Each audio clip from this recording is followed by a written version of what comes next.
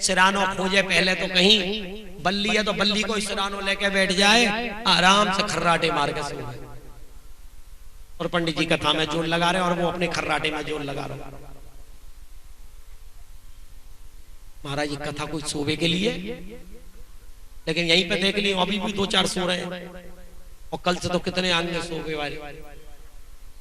परंतु प्रार्थना है महाराज के गाली पड़े पड़ंदो पर कोई भी सुबह भाई घूसा मार के उठा दिया। क्यों कि वो सर्प जोनी में चली जाएगी अगर कथा में सोएगी तो आपको कल्याण करना है। रात में ढंग से सो, सुबह कथा भी कोई सुबह जल्दी ना आए 1 बजे से खूब सो के नींद भर के तब कथा में बैठो। और कथा खत्म होते ही महाराज इतना हल्ला शुरू हो जाएगा फिर तो मेरी तेरी बाह में नींद ना आएगी। कथा में तो बन जाएंगे एकदम मुरझाए भये और कथा समाप्त होती चतुर्भुज नारायण हाथ पैरों निकले आओ दमम दम हल्ला शुरू हो जाए। तो कथा में बिल्कुल नहीं सोनो है। और जो सोवे वाय जगानो है तभी आप उनके प्रिय बंधु हैं। तो ऐसे ही पार्वती की भी समाधि लग गई। शंकर जी कथा सुना रहे हैं, बस तोता ने क्या देखी कि पार्वती तो सो गई, हुंकारी बंद है गई, शंकर जी की समाधि टूट जाएगी, कथा रुक जाएगी। तो पार्वती की आवाज में सुख जो तोता हो वो हुंकारी मार में लगो। तोता की आवाज और मानव की आवाज एक सी हो गए।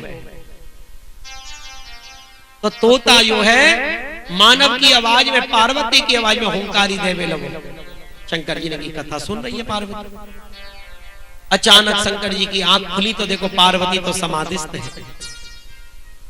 तो बोले जी हुंकारी कौन दे रहा है? त्रिशूल लेके महाराज शंकर जी तुरंत खड़े है गए कथा के बीच में। बोले ये अनंतकारी ने कथा सुन ली भागवत। त्रिशूल लेके मारने के लिए जैसे ही दौड़े गए वो तोता वह पेड़ से उड़ के भागो है।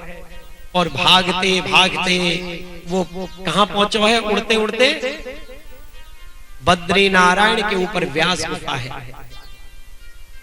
वहां पर व्यास जी को आश्रम है, बाकी नीचे सरस्वती प्रवाहित है। तो व्यास जी की पत्नी को नाम है बीटका। वो झमाई ले रही और सुखदेव महाराज सूक्ष्म रूप बना के तोता को और वाकी पेट में प्रवेश कर गए शंकर जी से अपने को बचावे के लिए। व्यास देव जी ने कही शंकर जी कहां से दौड़े दौड़े आ रहे हो आप? बोले अनंतकारी ने भागवत की कथा सुन ली है, वाकू मारवे के लिए आया हूं मैं त्रिशूल लेकर। व्यास देव जी ने कही भोलेनाथ जो कथा श्रवण कर चुको है वो तो अमर बन गया, वो मरेगा कैसे? शंकर जी को नशा उतरो है, कथा को चिंतन करने लगे। अरे वास्तव में वो तो अमृत कथा सुन चुकी है, तो अब उनको मरण कैसे? शंकर जी लौट गए और वो स्थान बनो अमरनाथ महादेव। बोलो अमरनाथ महादेव जी। वह स्थान पे ये जो भागवत कथा वही है पार्वती ने सुनी है और सुखदेव जी रूपी पक्षी तोता ने श्रवण करके और वो बीटका के गर्भ में चले गए हैं। वह स्थान का नाम पढ़ो अमरनाथ महादेव। अब इधर की कथा आवे है कि सुखदेव जी महाराज ने तोता को रूप छोड़कर मानव को शरीर धारण किया गर्भ में और 12 साल तक गर्भ में ही रहे। महाराज गर्भ से बाहर नहीं आ रहे। क्यों कि बाहर निकलते ही तो माया को प्रभाव बहुत जबरदस्त है। ये प्रभु ने जो माया बनाई ना, या से मुझको बड़ो डर लगे जब हमारे सुखदेव जी गर्भ से बाहर नहीं निकल रहे कि दुख में सुमिरन सब करे सुख में करे न कोई, जो सुख में सुमिरन करे तो दुख काहे को। अरे गर्भ में सभी प्राणी ये चिंता करे हैं, हे परमपिता मुख या गर्भ की यंत्रणा से बाहर निकाल, मैं तेरा भजन करूंगा। गर्भ में प्राणी बहुत कष्ट पावे हैं। आए थे हरि भजन को, ओटन लगे कपास। भजन के लिए मनुष्य शरीर लेके आए, लेकिन कपास ओट में लगे और कर्मन में फंस गए हम। सुखदेव जी महाराज निकल नहीं रहे। व्यास देव बड़ी चिंता में पड़ गए। व्यास देव सोच में लगे, ये गर्भ में कौन है जो बाहर नहीं निकल रहो, बीटका को कष्ट नहीं है रहो, लेकिन संत महापुरुष गर्भ में भी कष्ट नहीं देंगे। तुरंत यो है व्यास देव जी ने पूछी, पेट में कान लगा के, अरे भैया तुम कौन हो गर्भ के अंदर, 12 साल है गए और आप बाहर निकले। सुखदेव जी ने अंदर में से जवाब दिया कि मैं बाहर नहीं निकलूंगा। बोले क्यों? क्योंकि प्रभु की जो माया है ना, वो मुझ को दबोच लेगी और मैं भगवान को भूल जाऊंगा। तो फिर क्या हो? बोले स्वयं कृष्ण जब यहाँ पर आके यदि ये कह देंगे कि मैं माया को हटा रहा हूं, तब तो मैं जन्म ले लूंगा, और नहीं तो नहीं निकलूंगा। मैं को या गर्भ में बड़ा आनंद मिल रहा है। संत वही है, संत भगवान से प्रार्थना करे कि भगवान इतना दुख दे कि दुख के कारण तेरो स्मरण आवे। कुंती माँ ने भगवान से दुख मांगो। कबीरदास जी ने कही, आग लगे ऐसे सुख में जो राम ही देत भुलाए। राम को भुलावे वालों संत नहीं है। ऐसे सुखदेव जी महाराज ने कही कि कृष्ण को आवाहन करो। अगर कृष्ण को आप प्रकट कर दोगे और वो ये कह देंगे मैं माया हटा रहा हूं, तो मैं जन्म ले लूंगा, नहीं तो मैं तो गर्भ में ही। व्यास देव जी ने कृष्ण को स्मरण किया है और स्मरण करते ही भगवान कृष्ण वहां पे प्रकट है गए हैं। बोलो कृष्ण चंद्र भगवान की जय। कृष्ण भगवान वहां प्रकट है गए और बोल भी लगे, कहो व्यास जी आपने कैसे मुझको याद किया है? व्यास देव ने की, महाराज बीटका के गर्भ में ये कौन प्राणी है, बाहर नहीं निकल रहा है और ये कह रहा है मैं सुख हूं, और जब तक आप माया नहीं हटाओगे मैं बाहर नहीं निकलूंगा। भगवान कृष्ण ने कही, अगर मैं माया हटा दूंगा तो ये सारे प्राणी वैकुंठ में प्रवेश कर जाएंगे, सारी सृष्टि बंद हो जाएगी मेरी। पापी टापी सब संसार की कारागार से छूट जाएंगे। माया हटावे को मतलब क्या है कि जेल खाने में से जेलर की ड्यूटी यदि हट जाए, कोई खड़ो नहीं तो कितने कैदी भाग जाएंगे वहां में से। ऐसी प्रभु ने जो माया बनाई है, वो माया ही तो वह प्राणी को बांध के रस्सी से या संसार में पटक के रखी है। सुखदेव जी ने कही, प्रभु आप इतनी देर के लिए माया हटाएं जितनी देर तलवार की धार पे सरसों को दानों टिक सके, मैं उतनी देर में अपना काम तमाम कर लूं। भगवान ने कही, ठीक है भैया। भगवान ने जैसी माया हटाई है, सुखदेव जी महाराज बाहर निकले हैं। बोलो सुखदेव जी महाराज के। 12 साल के सुखदेव जी गर्भ से निकलकर ही भागने लगे हैं और पीछे पीछे पिता व्यासदेव भाग रहे हैं।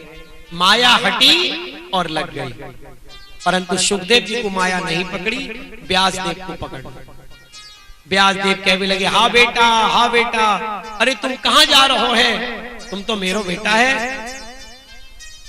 सुखदेव जी तो आत्मा रामस्य योगी, अपनी आत्मा में रमण करते हुए भाग रहे। कौन कौन को बेटा, कौन कौन को पिता, ये वृक्षण ने उत्तर दिया है। लास्ट में व्यासदेव ने कही कि मैंने देवऋषि नारद के मुख से जो भागवत संगीता श्रवण करी है, मैं चारों के जाको प्रचार करने वालों जगत में नहीं है। तुरंत यू है व्यासदेव चिंतन करने लगे, अरे मेरो ऐसो पुत्र जो जन्म से ही सन्यासी है, क्यों ना या पुत्र को बुलाकर या से भागवत को प्रचार कराया जाए। जाकू संसार में प्रवेश नहीं करा के जाकू भागवत धर्म को प्रचार कराना है। तो व्यास देव जब सुखदेव जी के पीछे दौड़ रहे, वही समय रास्ता में कुछ स्त्री तालाब में स्नान कर रही। सुखदेव जी को देखकर उनके मन में कोई भी शंका वो नहीं आई, लज्जा शर्म, लेकिन व्यास देव को देखकर उन्होंने अपने तन ढक लिए हैं। व्यास देव के मन में शंका आ गई, बोल भी लगे, अरे स्त्रियों, मेरो जवान बेटा भाग के जा रहा हो, बाय देख के तुम्हारे अंदर में कोई विकार नहीं आयो, और मो बूढ़े को देखकर तुम अपने अंगन को ढक रही हो, क्या बात है? उन स्त्री ने कही कि हम जो आपके पुत्र जा रहे हैं वो स्त्री और पुरुष के विचार से ऊपर उठ चुके हैं, उन्हें ये ज्ञान ही नहीं कौन स्त्री और कौन पुरुष है।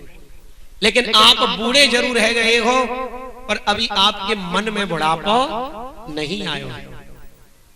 आपको स्त्री और पुरुष को ज्ञान है, लेकिन आपके बेटा तो आत्मा राम में है कि झूमते वही जा रहे हैं। ऐसे व्यासदेव जी महाराज ने सुखदेव जी को पकड़वे के लिए और गांव जंगल के शिकारी को बुलाया और उनको भागवत के सुंदर सुंदर श्लोक सिखाए हैं। सुंदर सुस्वर में जब वो श्लोक बोलने लगे हैं कि बरहा पीड़म नटवर बपो कर्णयो कर्णिकारा विप्रत बात कनक कपिशं वैजयंती चमाला रंध्रान वेणु अदर सुदया पुरजन गोप वृंदे वृंदारण्यम शपदरण्यम प्राविशद गीत कीर्ति बरहा पीड़म नटवर या को हिंदी में अनुवाद है कि सिर पे शुभ सोहत मोर बखार और कान कनेरी के फूल सुराजे नटते समवेश बजे बसुरी अधरामृत घोर उड़ेल उड़ा यश गावत गोप धरे पदकान चराई के गाय इते हरिआमे चराई के गाय इते हरिया में। भगवान गौचारण लीला समापन करके संध्या के समय गैयन को लेके अपने घर लौट रहे हैं गोकुल में। सुंदर अलकावली है, मोर पुच्छ धारण है और गैयन के खुद से उड़ी हुई धूली उनके बालन पे छा गई है और भी सुंदर लग रहे हैं, बड़े मधुर लग रहे हैं। ऐसे परम आनंद कंद भगवान श्री कृष्ण की शोभा को वर्णन किया जा रहा है। इतने में ही जैसे ये अमर अमृत बूंद सुखदेव जी के कान में गई है, बरहा पीड़म नटवर बपू महाराज उनको भागना बंद है। और वो कौन है जो मेरे कान में ये अमृत डाल रहा है? और सुखदेव जी उन बहेलियन की तरफ भागे चले आ रहे हैं कृष्ण की गुणानुवाद सुन के। और वो बहेलिया उनको ये भागवत के श्लोक श्रवण कराते हुए कहां ले आए? व्यास जी के आश्रम पे ले आए हैं। और व्यास जी ने देखो कि मेरा पुत्र आ गया है, उन्होंने कि अगर भागवत कथा आरंभ नहीं करूं तो ये फिर भाग जाएगा। तो संत कौन है? जो केवल भगवत कथा को प्यासा है। भगवान की कथा से कभी पेट नहीं भरे।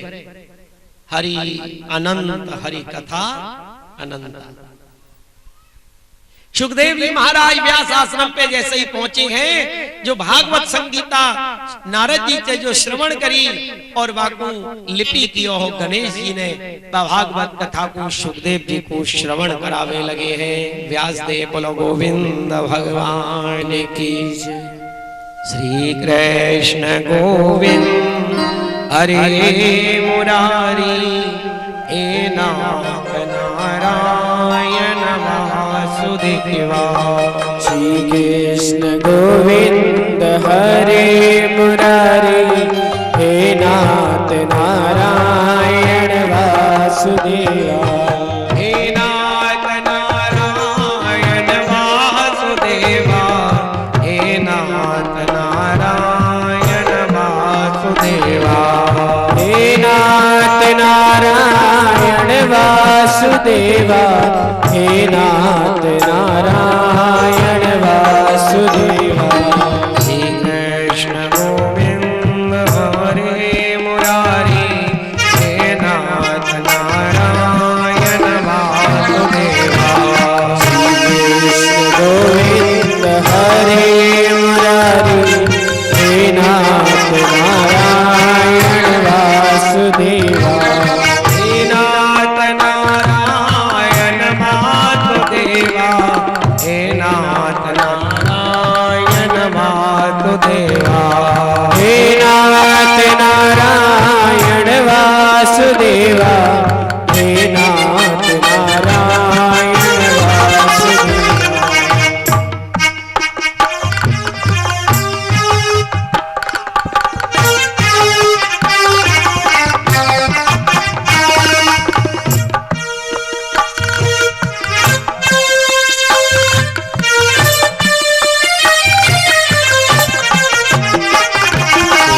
नारायण नारायण नारायण श्रीमन नारायण नारायण नारायण। भजमन नारायण नारायण नारायण ओ भजमन नारायण नारायण नारायण। भज नारायण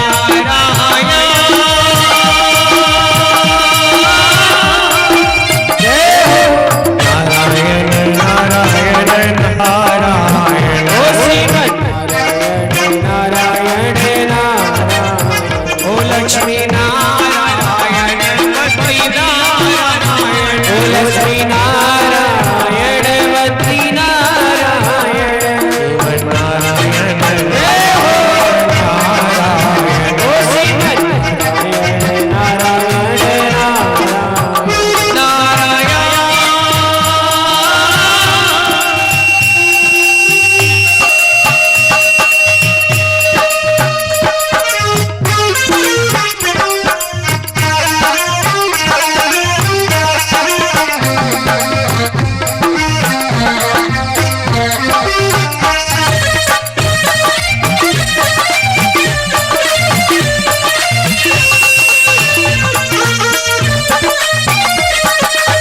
कबीरा सब जग निर्धना और धनवंता नहीं को। धनवंता सोई जानिए जाके राम नाम धन हो। श्रीमन नारायण नारायण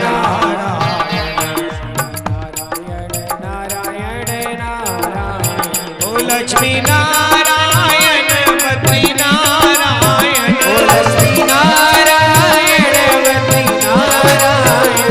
श्रीमन नारायण नारायण ओ श्रीमन नारायण नारायण नारायण। नारायण। जय हो।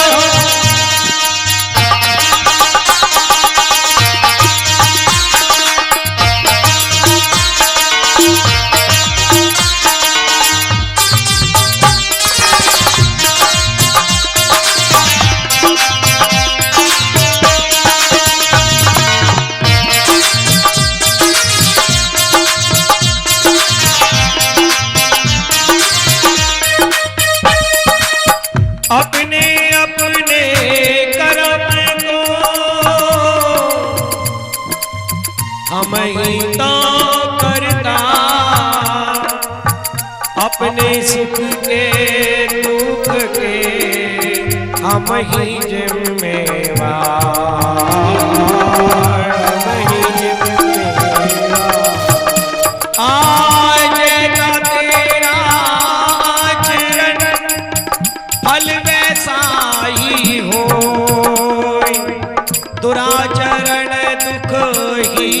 खड़े सदा चरण सुख हो, सदा चरण सुख हाँ भज नारायण नारायण नारायण ओ भज नारायण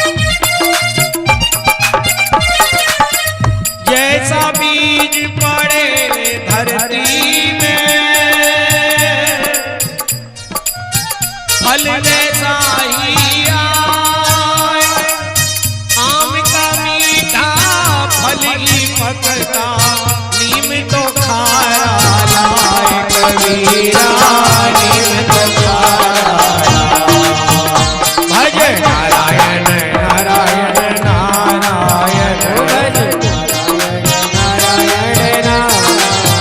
नारायण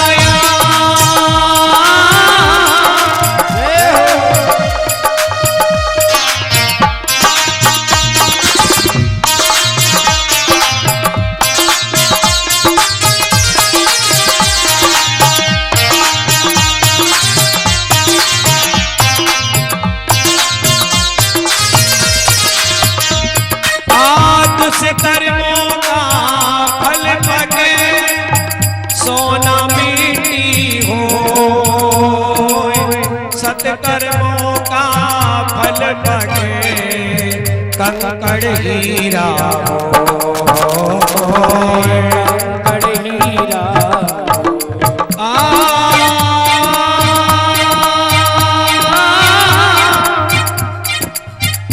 अपने दूषित लाते दुख पेगा, क्या विचारे देव को तो व्यर्थ करे बदनाम, व्यर्थ करे बदनाम। श्रीमन नारायण नारायण श्रीमन नारायण नारायण ओ भज नारायण नारायण नारायण ओ भज नारायण नारायण नारायण नारायण भज नारायण श्रीमन नारायण भज नारायण जय हो नारायण ओ श्रीमन नारायण नारायण नारायण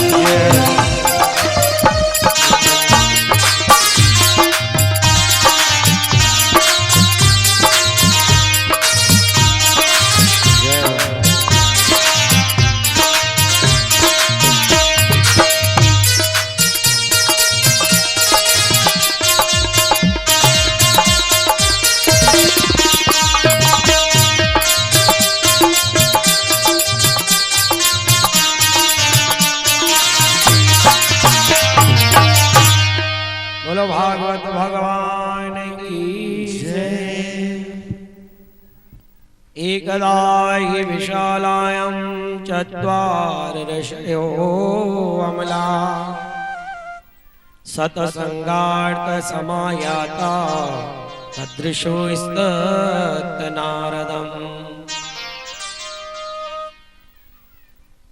सौनकादिकों ने पूछा, सांसारिक प्रपंच से मुक्त और विचरणशील नारद जी का सनकादिकों के साथ संयोग कहाँ हुआ और विधि विधान के श्रवण में उनकी प्रीति कैसे हुई। सूत जी महाराज ने कहा, अब मैं तुम्हें वे भक्तिपूर्ण कथानक सुनाता हूँ जो सुखदेव जी ने मुझे अपना अनन्य शिष्य जानकर एकांत में सुनाया था। एक दिन विशालापुरी में वे चारों निर्मल ऋषि सत्संग के लिए आए और वहां उन्होंने नारद जी को देखा है। बोलो देव ऋषि नारद जी महाराज की।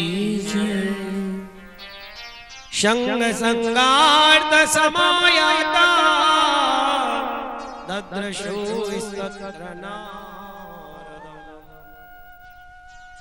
शंकादिकों ने पूछा, ब्राह्मण आपका मुख उदास क्यों हो रहा है, आप चिंतातुर कैसे हैं, इतनी जल्दी जल्दी आप कहां जा रहे हैं और आपका आगमन कहां से हो रहा है। इस समय तो आप उस पुरुष के समान व्याकुल जान पड़ते हैं जिसका सारा धन लुट गया हो। आप जैसे आसक्त रहित पुरुषों के लिए यह उचित नहीं है, इसका कारण बताइए।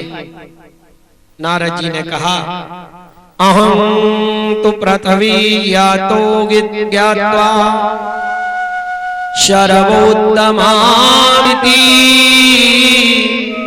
पुष्करं च प्रयागं च काशी गोदावरी तथा हरिक्षेत्रं कुरुक्षेत्रं श्रीरंगं सेतुबन्धनम् एवमादिषु तीर्थेषु ब्रह्मार्थ स्थिता। शनकादिकों ने पूछा और नारद जी ने कहा, मैं सर्वोत्तम लोक समझकर पृथ्वी में आया। यहाँ पुष्कर, प्रयाग, काशी, गोदावरी, नासिक, हरिद्वार, कुरुक्षेत्र, श्रीरंगम और श्वेतबंधु रामेश्वर कई तीर्थों में इधर उधर विचरण करता रहा, किंतु मुझे कहीं भी मन को संतोष देने वाली शांति नहीं मिली। इस समय अधर्म के सहायक कलयुग ने सारी पृथ्वी को पीड़ित कर रखा है। अब यहाँ पर सत्य, तप, शौच, बाहर भीतर की पवित्रता, दया, दान आदि कुछ भी नहीं है। बेचारे जीव केवल अपना अपना पेट पालने में लगे हुए हैं। ये कलयुग की स्थिति भागवत में पहले से ही लिखी हुई है कि कलयुग को प्राणी केवल पेट के लिए पागल है दिन भर। भाई कुछ नहीं मालूम धर्म क्या है, अधर्म क्या है, या पृथ्वी लोक के ऊपर क्या है, नीचे क्या है, कुछ नहीं मालूम। माने लूट मार करके जो मिल जाए वो ही अपनों है, मरबे के बाद का ये का मालूम कहां जाएंगे। असत्यभाषी, आलसी, मंद बुद्धि, भाग्यहीन, उपद्रवग्रस्त हो गए हैं कलयुग के प्राणी। जो साधु संत कहे जाते हैं वे पूरे पाखंडी हो गए हैं। देखने में तो विरक्त है, किंतु स्त्री धन आदि सभी का परिग्रह करते हैं। घरों में स्त्रियों का राज्य है, साले सलाहकार बने हुए हैं। लोभ से लोग कन्या विक्रय करते हैं और स्त्री पुरुषों में कलह मचा रहता है। महात्माओं के आश्रम, तीर्थ और नदियों पर जवनों विधर्मियों का अधिकार हो गया है। उन दुष्टों ने बहुत से देवालय भी नष्ट कर दिए हैं। इस समय यहाँ ना कोई योगी है, ना सिद्ध है, ना ज्ञानी, ना सत्कर्म करने वाला ही दिखाई देता है। सारे साधन इस समय कली रूप दावानल से जलकर भस्म हो गए हैं। इस कलयुग में सभी देशवासी बाजारों में अन्न बेचने लगे हैं। ब्राह्मण लोग पैसा लेकर वेद पढ़ाते हैं और स्त्रियां वेश्यावृत्ति से निर्वाह करने लगी हैं। इस तरह कलयुग के दोषों को देखता पृथ्वी पर विचरण करता हुआ मैं यमुना जी के तट पर पहुंचा। बोलो यमुने महारानी की जय। जहां भगवान श्री कृष्ण की अनेकों लीलाएं हो चुकी हैं। हे मुनिवरों, सुनिए, वहां मैंने एक बड़ा आश्चर्य देखा। वहां पर एक युवती स्त्री खिन्न मन से बैठी हुई है। उसके पास दो वृद्ध पुरुष अचेत अवस्था में पड़े जोर जोर से सांस ले रहे थे और वो तरुणी उनकी सेवा करती हुई कभी उन्हें चेत कराने का प्रयत्न करती और कभी उनके आगे रोने लगती और वे अपने शरीर के रक्षक परमात्मा को 10 दिशाओं में देख रही थी। उसके चारों ओर सैकड़ों स्त्रियां उसे पंखा झल रही थीं और बार बार समझाती जाती थीं। दूर से यह सब चरित्र देखकर मैं कौतूहलवश उसके पास चला गया। मुझे देखकर वह युवती खड़ी हो गई और बड़ी व्याकुल होकर कहने लगी कि भो भो शादो क्षणं तिष्ठा मज्जिन्तामपि नाशय दर्शनं तव लोकस्य सर्वथा भारं परम्। युवती ने कहा, महात्मा जी क्षण भर ठहर जाओ और मेरी चिंता को नष्ट कर दो। आपका दर्शन तो संसार के सभी पापों को सर्वदा नष्ट करने वाला है। आपके वचनों से मेरे दुख की भी बहुत कुछ शांति हो जाएगी। मनुष्य का जब बड़ा भाग होता है तभी आपके दर्शन हुआ करते हैं। नारद जी ने कहा, काशी तम काव्य मोचेमा नारका पद्मलोचना वद देवी सविस्तारं स्वस्य दुःखस्य कारणम्। नारद जी कहने लगे, तब मैंने उस स्त्री से पूछा कि देवी तुम कौन हो? ये दोनों पुरुष तुम्हारे कौन होते हैं? तुम्हारे पास ये कमलनयनी देवियां कौन है?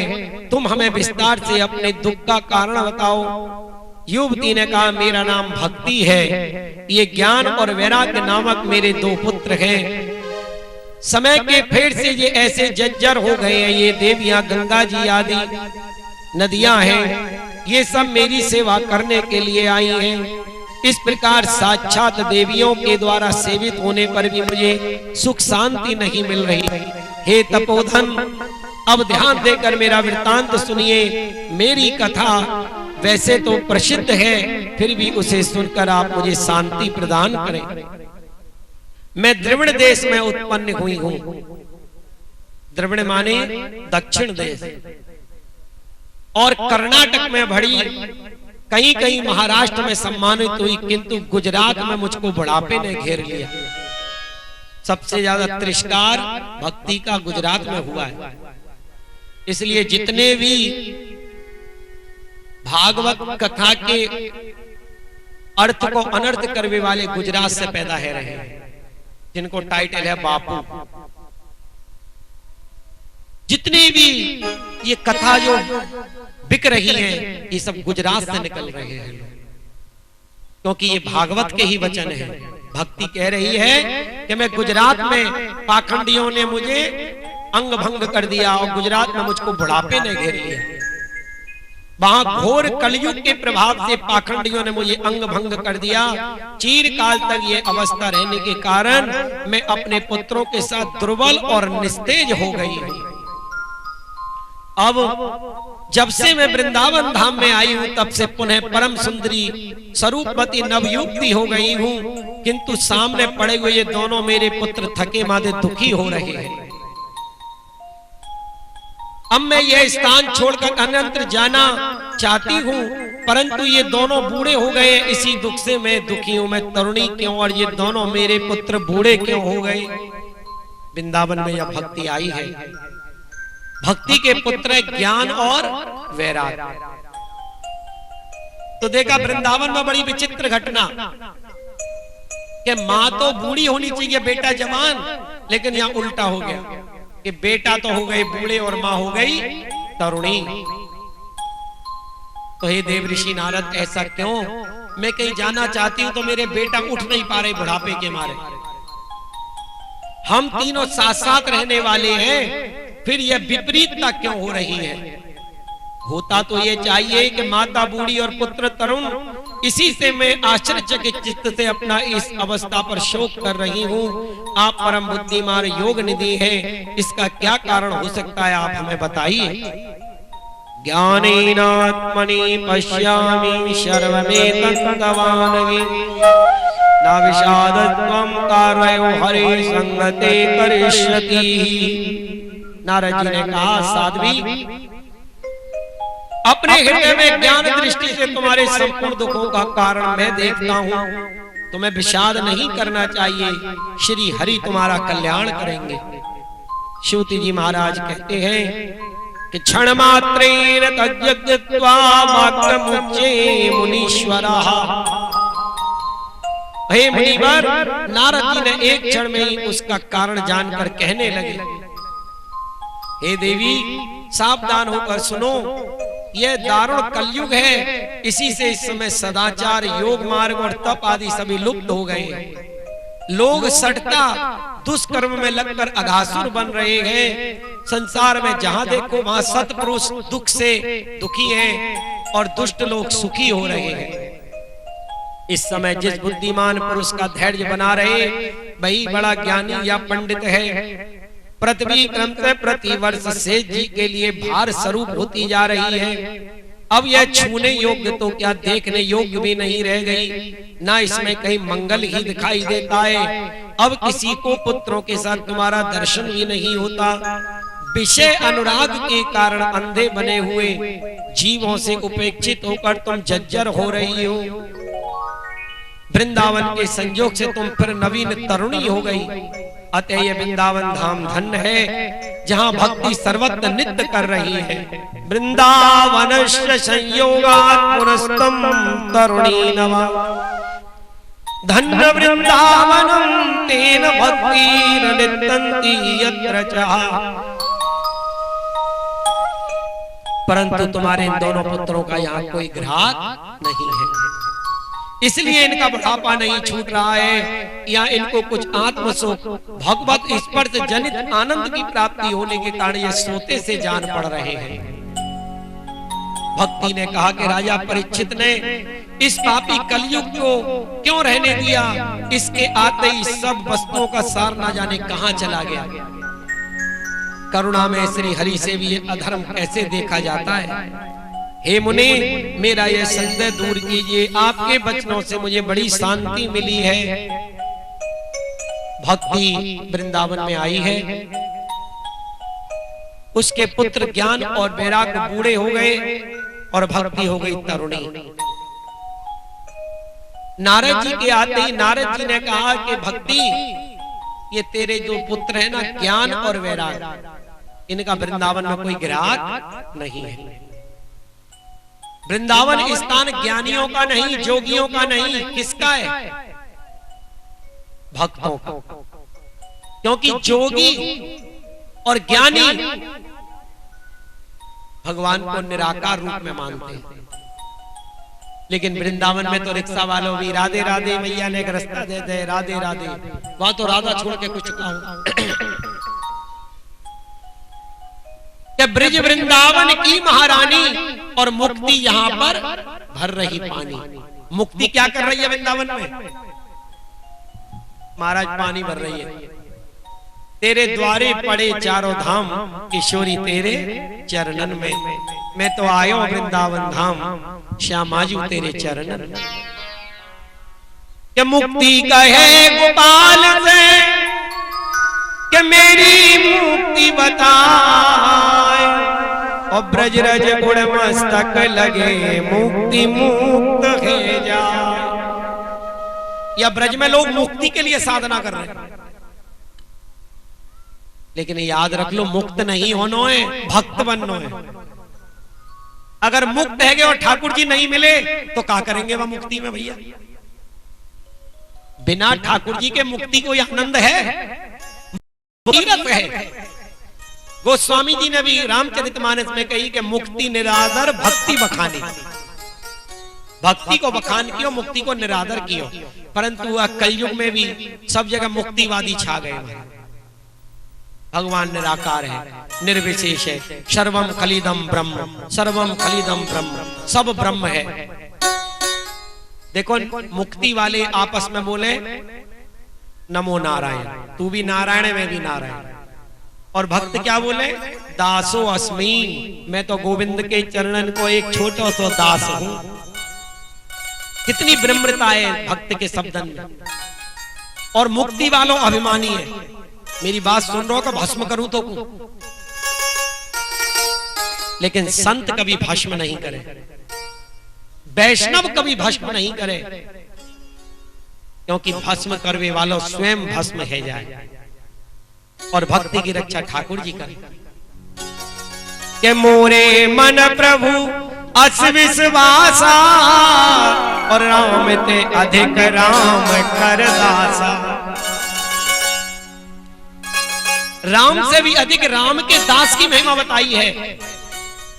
और वही भागवत कह रही है, जो गोस्वामी जी कह रहे हैं, पर लोग समझ नहीं पाए। और सबसे ज्यादा तो अपने ब्रज में जो है इतनी भी भ्रांति फैली हुई है कि यहाँ को प्राणी तो वो कहते ना कि दीपक तले अंधकार,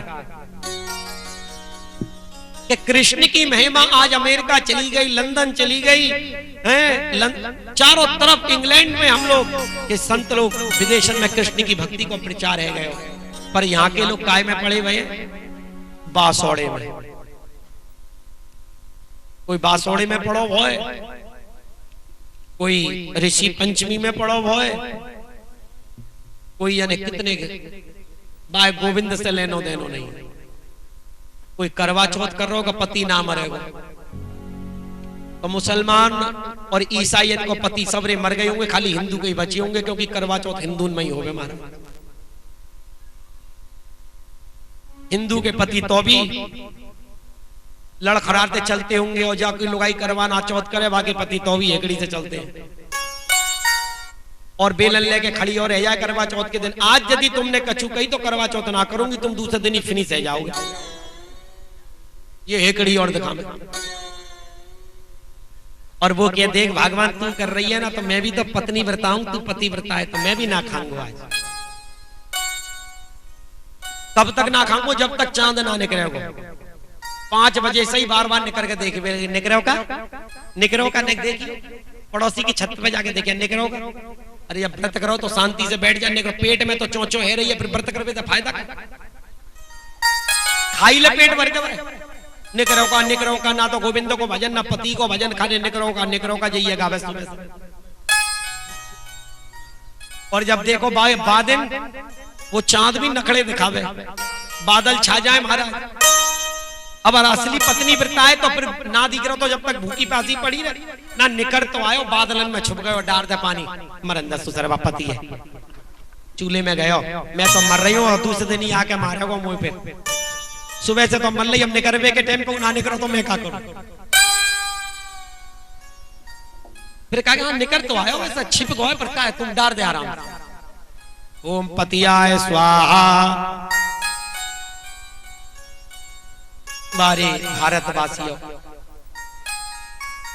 यहाँ पर धर्म के ठेकेदार ने इतने प्रपंच फैला दिए कि यहाँ को प्राणी ना पागल है गए। लोग कह में महाराज समझ में ही ना आवे कुछ। मुसलमान को अल्लाह, ईसाई को गॉड, और हिंदू को तो पता ही ना लगे कितने लफड़ेबाजी है। 33 करोड़ तो देवता बता में, 24 अवतार भगवान के बता में, और वह अवतारन तो पेट ना भरे तो दूसरे जात के देवतन ने फिर इकट्ठे कल्ला में। अब बिजली घर पे कोई मस्जिद वो बना दियो है सैयद, सबरे हिंदू जामे। तुम्हारे देवतान की कमी है जो वहां जा रहे, उनको तो एक ही सैयद है, उन्हें पूजन दो शांति से। ना हम जाए, उन्हें कही वहां चद्दर, कोई वहां पे जावे वृंदावन की रास्ता में अद्दा में पड़े, वो मऊ सैयद है। केशव देव के दर्शन नहीं करेगो, द्वारका नाथ के ना करेगो, चुपचाप जाएगो, कई पड़ोसी पतो ना लग जाए मैं कहां जाऊं, नहीं तो वो भी पहुंच जाएगो। जब बचपन में हम जाते तो 2-4 आदमी जाते, आज तो महाराज वहां मेला लग जावे, और मुसलमान एक आवे उठावे सामान, और हिंदू जावे सैकड़न चढ़ावे। अगर वह देवता में शक्ति है तो वो मुसलमान क्यों ना आ रहे, हिंदू ही क्यों आ रहे हैं? कभी ये दिमाग लगायो। दिमाग में तो गोबर भरो है तो लगाओगे कहां से? दिमागन में तो गोबर भरे पड़े हैं महाराज। जो जैसा कह दे कि मां जावे सब तो कुछ लाख रुपया मिल जाएंगे, चाहे वो 2 लाख खर्चा कर दे पर जाएगा जरूर मां लखपति बन में, और चाहे 2 लाख अंदर से खर्चे गए तेरे।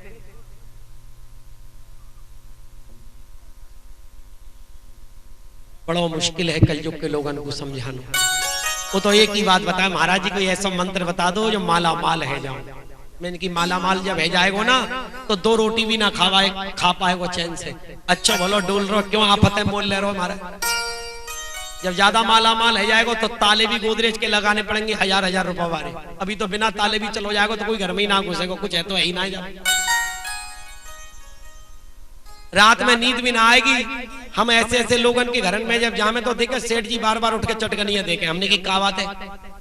ना देख रहा हूँ कहीं खुली तो ना रहेगी। अरे भले आदमी मैं ही तो सो रहा हूँ, कोई आएगा मुझे मारेगा, तू अंदर सो चैन से। इतनो कमारो तुम्हारो चैन से सोवे भी ना। क्या करूं नींद खुल जाए तो पता कहीं ना खोल तो ना दे। तो मैंने की ज्यादा माल इकट्ठो कर रखो ना, माल तो कुछ ना तो फिर काय गुजाय लगा रहा हूं बार बार चटकन आ जाए। जब कछू ना है तो लगा क्यों रोए जाए ना, कोई मोह ना मार जाए तो काय को मारेगा, कोई काय से दुश्मनी ले लिया था। कितनी बेचैनी मानव के अंदर। जहां पे संपत्ति ना है वो पागल, और जहां पे है वो बात से ज्यादा पागल, लेकिन दुखी दोनों। जहां पे संपत्ति है वो सोचे कहां रखूं, कहीं सेल टैक्स को छापो ना पड़ जाए, इनकम टैक्स को छापो ना पड़ जाए, कोई चोर चोटा घर में ना आ जाए, बैंक में रख दो तो बैंक फेल ना हो जाए। कितनी टेंशन हो गई। 24 घंटा वो मायावा को पागल करके छोड़े। और जहां पे ना है मैं कब बनूं करोड़पति। महाराज जी आप आशीर्वाद दो ना प्लीज। काय को आशीर्वाद दे? करोड़पति बनने को। अरे हम तो करोड़ों रुपए ने छोड़ के आए, तू हम पे करोड़पति बनने को बोल रहे हो। हनुमान जी के पास दीपक जला रहे, बाबा छप्पर फाड़ के आना चाहिए मंगलवार। अबे तो छप्पर है कहां? लेंटर डर रहे हैं कल युग में, तो लेंटर फाड़ के कैसे बाबा आए? छप्पर तो खत्म है। अब बाबा पे छेनी हथौड़ी तो है ना जो लेंटर है तोड़ के आए। एसीसी के लेंटर डर रहे हैं और फिर कह रहे छप्पर फाड़ के दे। रह तो रो लेंटर में और मैं कह रहा हूं छप्पर फाड़ के दे बाबा। हनुमान जी के पास जावे माया मांगवे, और हनुमान जी क्या करें? एक लंगोटी में बैठे हैं, शरीर पे कपड़ा उनाए, और क्या कर रहे हैं? दोनों हाथों में खंजरी लेके श्री राम जय जय राम, श्री राम जय राम। के कबीरा सब जग निर्धना, धनवंता नहीं कोई, और धनवंता सोई जानिए जग राम नाम। कबीरदास जी कह रहे हैं कि असली धनी तो वो है जिसके पास राम नाम रूपी धन है। तो हनुमान जी के पास कौन सा धन है? माता जानकी जी ने अपनी माला दी हनुमान जी को कि लो आपने बहुत हमारी मदद करी, लंका में जाके आप हमको लेके आए, मेरे पास एक ही उपहार है परंतु लेवे वाले बहुत हैं। तो सीता जी ने चिंतन किया कि ये माला हनुमान जी को दूं मैं प्राइज रूप में। जैसे ही माता जानकी जी ने वो माला अर्पण करी है हनुमान जी को, हनुमान जी तुरंत बाद तोड़ तोड़ के फेंक रहे। विभीषण जी बोले माता जी आपने भी ये कौन को माला दी है? बंदर को। बंदर कहा जाने अदरक को स्वाद। और हनुमान जी कह रहे जिस माला में राम नहीं है, अरे वो माला किस काम की? जिस माला में राम नहीं है, वो माला किस काम की? भजले प्यारे, भजले प्यारे श्याम सवेरे, एक माला श्री राम की। भजले प्यारे श्याम सवेरे, एक माला श्री राम की। वो जिस माला में राम नहीं है, माला में राम नहीं है, वो जिस माला में राम काम की भजल प्यारे शाम सवेरे माला श्री राम की।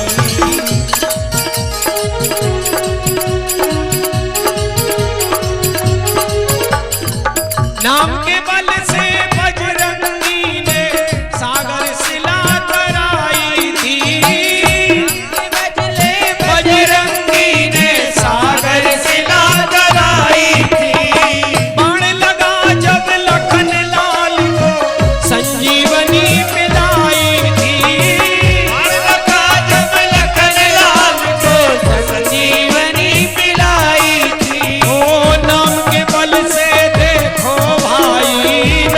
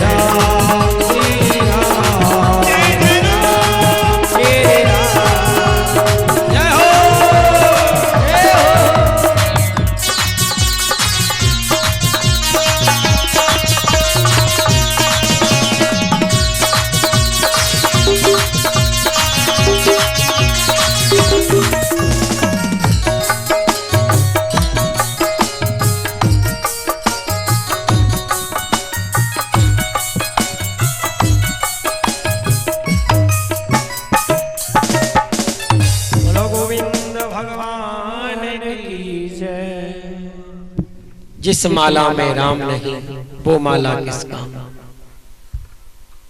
हनुमान जी से हम माया मांग रहे हैं, परंतु हनुमान जी के तन पे ना वस्त्र है ना रहवे को घर है।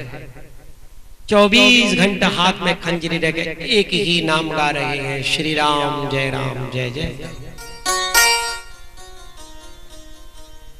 ये जिंदगी की डोर सौंप हाथ दीनानाथ के और महलों में राखी चाहें। अगर वास्तविक मानव जीवन को धन्य बनाना है तो मांगनो बंद कर दो। जादिन मांगनो बंद कर दोगे बादन सबसे बड़े धनी बन जाओगे।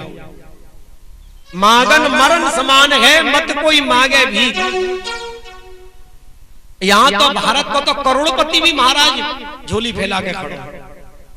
बाबा अब अरबपति बना दे, देख अब अरबपति के बाद अंबानी को चाचा बना दे।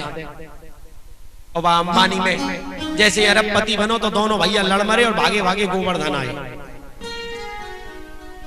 अंबानी से पूछ तो लो, क्या तो सुख मिल रहा है पैसा में। अभी शेयर मार्केट लुढ़क गई तो सबरे करोड़पति के पैर चौड़ गए, जैसे बैल गिरे ना दोनों पैरन के बल जाओ, सबरे मुंह फाड़ते रह गए। ये सब सुख को रास्ता नहीं है। तुलसीदास जी महाराज हनुमान जी के पास क्या है?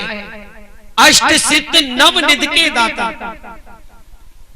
8 प्रकार की सिद्धि और 9 प्रकार के खजाने सबरे हनुमान जी में। बोले ये कैसे? फिर हनुमान जी नंगे गाय को ढूंढ रहे। बोले उन्हें अपने शरीर को तो होश ही ना है। सुंदरकांड में हनुमान जी कह रहे हैं, सुबह उठ के कोई मेरो दर्शन कर ले तो वाको पूरे दिन भोजन नहीं मिले। सुंदरकांड आप पढ़ रहे हो, हिंदी बाकी पढ़िए आप। बोले ये तो राम नाम की महिमा है कि राम के कारण मुझे ऐसे बंदर की भी पूजा है लगती। क्योंकि पारस मणि से अगर लोह स्पर्श हो तो क्या बन जाए? सोनो बन जाए। तो राम नाम पारस मणि है, जाने राम कृष्ण नाम को आश्रय लियो है और वो भी भगवत समान पूजनीय बन जाए। फिर बाकी कोई चीज की मांगने की जरूरत है? पैसा ठहरा रहे हैं भागवत में, 1 लाख लेंगे 2 लाख। अरे मांगनो बंद कर दे। इतनो आएगो कि तू समा नहीं पाएगा। परंतु जब तेरी डोली उठा ली जाएगी, बिन मुहूर्त के निकाली जाएगी। या दौलत इकट्ठी करके कहा कर रहे हो, जब मरेगा तो का ले जाएगा? संग में कुछ ले जाएगा ना? ले तो ना जाऊंगा, पर नाती पोते के लिए कर रहा हूं। ओ अच्छा, अपने लिए ना कर रहा हूं। वेरी गुड, बहुत सुंदर विचार है। माने जितनी भी सृष्टि है रही है वहां को ठेका तू लेके आयो है। ब्रह्मा जी और भगवान तो कोई है ही ना है। तो 9 महीना के पेट के अंदर में गर्भ में भी तय नहीं नली लगा कर दूध डालो होगा बच्चा के अंदर। में कौन न बचाओ बच्चा को? जब दांत नहीं तब दूध दियो, जब दांत दिए तो अन्न दे। जल में थल में पशु पक्षी में सबकी सुध लेते वो तेरी भूले है। जान को देत अजान को देत, जहान को देते वो तो को दे। अरे काय को सोच करे मन मूरख, और सोच करे कछु हाथ न कहिए। सभी तो करोड़पति बनना चाहे पर बने कौन है? सभी तो बनना चाहे मैं करोड़पति, एक ही रात में करोड़पति बन जाऊं, परंतु बिना भाग्य के ना बन सके। हानि लाभ जीवन मरण यश अपयश विधि। वह करोड़पति में कहा धरो भैया, चैन से 2 रोटी खा ले, सो जा, जही में सुख मान। एक रिक्शा वालों जब रोटी खावे ना तो करोड़पति कुत्ता की तरह जीभ लपका पे खड़ा हो जाए। कैसो खा रहा है और सारो हजमू कर जाए। वो तो 1 रोटी खाऊं तो 4 टेबलेट खानी पड़े। करोड़पति को एक पापड़ जैसी रोटी खावे में 4 टेबलेट खानी पड़े हजम करवे, और रिक्शा वालों मोटो मोटो रोटा और 10-12 तो जो ही खाली गुड़ और मिर्च के अचार से ही खपा खाए। सोई जानवर जैसा गैया छूट के जामे ना, ऐसे टूटे बाके पास और जो खड़े जा दे भाई दे भाई दे, चुपचाप खड़े आओ, pin drop silence, no sound. शादी में आए हो कोई भेड़ बकरियां बेच रहे हो, डांट और पड़ जाए, और मैं खड़ो खड़ो खावे। पहले कैसी सुंदर दावत होती, पट्टी बिछा के करला कुल्लड़ सरोरा, और घरवारी प्रेम से आके खिलाते, भैया जी एक हमारी तरफ से खा लो। और आजकल जो जानवरन की जो दावत हो गए वहां में खाली हुआ आपने, हाँ साहब खा लियो भागो, अब यहाँ क्या कर रहे हो, भागो यहाँ से। धर्म धर्म सब बर्बाद कर दिया। कन्यादान तो धर्म को दान है, और आज जा में प्याज लहसुन अंडा सब बिकवे लगे। सबसे बड़ो दान बताया हुआ कन्यादान, पर आज दान आ तो बूढ़ी दान है, कन्या है कहाँ, वो बूढ़ी है क्या तो शादी है रही है। नाम कन्यादान है पर वो बूढ़ी दान है। कन्या है 8 साल तक, 8 साल के बाद कन्या ना है फिर वो बूढ़ी है जाए। पहले कितने सुंदर विचार है, 8 साल में सगाई है जाती, गोनो है जातो, और शादी बाद में होती, तो आपको ये पता लग जाता कि मेरा पति बन चुका है, तो काई पे नजर गलत नहीं मारता कोई।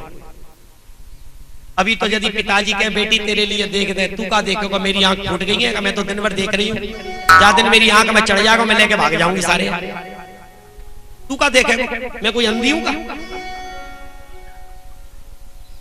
मैं अंधी थोड़ी हूँ तू देखेगा, मोकू तेरी आंख से ज्यादा आंख मेरी जवान है, तेरी तो बूढ़ी आंख है। रोज यही है, रोज कोर्ट कचहरी इन्हीं केसन से भरी पड़ी है आजकल। बर्बाद है ये देश। कितनों धर्म, ऐसा टीवी को एक चैनल से 10 चैनल है गए धर्म के, लेकिन अधर्म बढ़ रहा है या घट रहा है देश में। घर घर में डॉक्टर पैदा है गए, घर घर में अस्पताल खुल गए, बीमारी बढ़ रही है या घट रही है? क्योंकि हम लोगों के तरीका बिल्कुल उल्टे हैं। अगर संसार में शांति लानी है और अपने हृदय में शांति लानी है, तो सबसे बड़ा ट्रीटमेंट है श्रीमद् भागवत के अंदर, ट्रीटमेंट है गीता के अंदर। और आप देखें गीता को, श्रवण भागवत को श्रवण करके कि आपकी लाइफ में क्या मिला और क्या क्या। ऐसे देव ऋषि नारद जी भक्ति को दूर करने के लिए पधारे, ज्ञान और वैराग्य। बोले यहाँ वृंदावन में ज्ञानी और वैरागी की जरूरत ना है, यहाँ तो भक्ति घर घर में नाच रही है। और भक्ति शब्द को अर्थ क्या है भाई? हम ये कैसे जानेंगे कि यहाँ में भक्ति और यहाँ में ज्ञानी और ये वैरागी है? वैरागी वो है जो स्वयं भगवान बनना चाहे, वैराग्य के द्वारा अपना प्रचार। जोगी कौन है? योग साधना के द्वारा मानव के ऊपर अपना रौब दिखावे और मानव से डरा के कुछ हर चीज मांगे। जैसे काई ने मौनी बाबा बन गए, ये भी तप है। लेकिन जब बोले बाबा हरि कथा सुनाओ ना, ये मौनी बाबा है। अरे भगवान ने मुख मौन धारण करने के लिए हो या कथा बोलने के लिए दियो? लेकिन समाज में मौनी बाबा को प्रचार जल्दी हो गए, संत को प्रचार नहीं हो। बैरागी लंगोटी पहनकर ठंड पड़ रही है हिमालय में चले गए, और गर्मी पड़ रही है तो धूप में आग में तप रहे हैं, इनको बहुत जल्दी प्रचार होगा। लेकिन भगवान ने ऐसा तो नहीं बताया कि यह शरीर और आत्मा को कष्ट दो। भगवान ने कही अरे मेरो हरि गुणगान गा, तेरो कल्याण है जाएगा। हरि गुणगान तो गा में ना ऊट पटांग करे, शास्त्र से विरोधी। गीता में भगवान ने साफ कह दी, ना ज्ञानी को मैं मिलूं ना जोगी को, मैं तो भक्तन के हृदय में वास करूं। ना हम बसामी वैकुंठे, मैं वैकुंठ में भी वास नहीं, यहाँ पर मेरे भक्त प्रेम से मेरी कथान को गुणगान करें, खुद भी आचरण करें और जीवन को भी मेरी भक्ति में लाएं। ऐसे संतन के हृदय में मेरा स्थान है।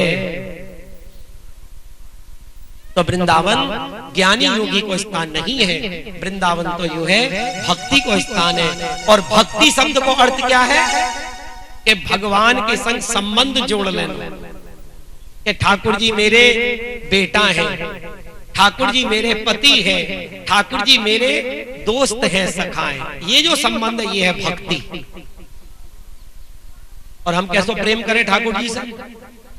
घर में कोई मर गया या ठाकुर जी उठा के पड़ोसी के घर में दिया सारे सूतक लग गए। कोई घर में पैदा है गया, ठाकुर जी उठा के धरिया सूतक लग गए, सारे सूतक मुंह तक ठाकुर जी लगे तो कुछ ना लगा। अपनों तो दसन हाथन से खारो दमादम। बाप मर गयो, शमशान पे जला के आए तो देखो कढ़ैया चल रही है, ससुराल वाले कढ़ैया से भोजन दे रहे। ससुराल की तरफ से आयो सभी। नहीं बाप मर गया, एक दिन तो रुक जा। नहीं ससुराल वाले हम ना अपने घर में जराएंगे, वो ससुराल से आएगी छोरा की। खा तो रोई है, जहां ससुराल से आ रही है जहां पियर से आ रही है, खाए बिना रह रोएगा तू? और तेरे घर के ठाकुर जी पड़ोस में पटक के आयो, अपनी औलाद चोना पटक के आवे पड़ोस में, बात सूतक ना लगे। ये भक्ति विचार जाके अंदर नहीं है, वो ऐसा करे। जो भक्त होवे ना वो लगे चाहे पाप लगे, चाहे नरक में जानो पड़े, मैं अपने गोपाल को खिलाए मैं नाए खाऊंगी। ये है भक्ति वृंदावन। जैसे यशोदा मैया कृष्ण को वात्सल्य रस से प्रेम कर रही है, तो ऐसी भक्ति को दूर करने के लिए नारद जी ने बड़े बड़े गीता के श्लोक सुनाए, बड़े बड़े वो सुनाए वेदन के पद, उनको चेत नहीं आयो। तब नारद जी के बड़े भाई सनकादिकन ने नारद जी से कही कि देव ऋषि आप चिंता नहीं करें, मन में प्रसन्न रहें, उनके उद्धार को एक सरल उपाय में आपको बताए दूं।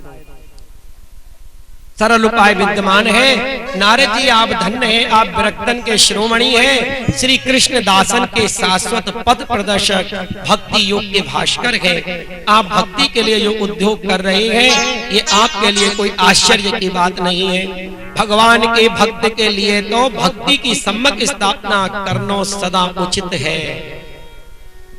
ऋषियों ने संसार में अनेकों मार्ग प्रकट किए हैं, किंतु वे सभी कष्ट साध्य हैं और परिणाम में प्राय स्वर्ग की ही प्राप्ति करावे वाले हैं। ये सनकादिकन ने बताया कि संसार के आदमी ज्यादातर दो ही चीज जाने, स्वर्ग या नरक। लेकिन स्वर्ग तो तुलसीदास जी ने रामायण में भी बताई कि स्वर्ग तो अंत में दुखदाई है भाई। इसलिए स्वर्ग की कामना भी नहीं करनी चाहिए जीव को। बैकुंठ, अयोध्या, गौलोक धाम में जाना चाहिए। एहि तन कर फल विषय न भाई, और स्वर्ग स्वल्प अंत दुखदाई। स्वर्ग भी अंत में दुखदाई है। तब उन्होंने कही कि मैं आपको बहुत सुंदर मार्ग बताऊं। अभी तक भगवान की प्राप्ति करावे वालों मार्ग तो गुप्त ही है, उसको उपदेश करावे वालों पुरुष प्राय भाग्य से ही मिले हैं। आपको आकाशवाणी ने जिस सत्कर्म को संकेत किया है उसे हम बतलाते हैं, आप प्रसन्न और समाहित चित्त होकर श्रवण कीजिए। बोलो गोविंद भगवान की। सनकादिकों ने कहा वेदोपनिषदाम सारा ज्ञाता भागवती कथा अत्युत्तमा ततो भाति प्रतंग भूता फलाकृति। शनकादिकों ने कहा भागवत की कथा वेद और उपनिषदों के सार से बनी हुई है, इसलिए उनसे अलग उनकी फल रूपा होने के कारण यह बड़ी उत्तम जान पड़ती है। इसलिए आप उनको श्रीमद् भागवत की कथा श्रवण कराएं और ज्ञान वैराग्य तरुण बन जाएंगे। नारद जी ने सनकादिकों से यह बात सुनते ही हरिद्वार में गंगा के किनारे भागवत की कथा आरंभ करी और वहां पर भक्ति अपने पुत्र ज्ञान वैराग्य के सहित प्रकट हुई और उसका दुख दूर हो गया। बोलो भागवत भगवान की। आज की कथा यहीं पर विश्राम दे में। आज सब सुबह से निकले हम लोग। कल यो कथा ठीक 1 बजे से होगी। आप लोग समय पर आए, लेट आवे से कथा को फल नहीं मिले। और जो जैसे आवे तो आगे नहीं घुसे, माता लोग जैसे आए पीछे बैठती चली जाएं। और ठीक 1 बजे से 6 बजे तक चलेगी। बीच में आपको जल पान यदि कुछ करना तो उठकर चुपचाप पीछे से आप लोग यहाँ पानी उधर है वहां जाकर पियाएं। कोई भी शंका हो आपको समाधान के लिए पत्र पे लिख लें, शंका को निवारण के लिए। और अभी जो हमारे आश्रम से जो भक्त आए हैं आरती के बाद वो यही रहे, और बाकी सबन के लिए वहां प्रसाद है वो दोनों में दिया जाएगा। और सभी प्रेम से हम लोग बड़े धन्य है जो मथुरापुरी में श्री महादेव जी के चरणारविंद में जमुनावाग के नजदीक हम लोग ये कथा श्रवण कर रहे हैं। यथार्थ कथा को ध्यान से सुने और सुन के अपने जीवन में उतारे, और भागवत जो कह रही है वही करे और काई की बात नहीं माने, तो यही जन्म में आपको जीवन सफल है जाएगा। बोलो भागवत भगवान गोविंद बोलो हरि। कल की जो कथा है गोकर्ण जी की कथा होगी और आगे की कथा बाद में बताऊंगा। गोविंद बोलो हरि गोपाल गोविंद बोलो हरि गोपाल बोलो।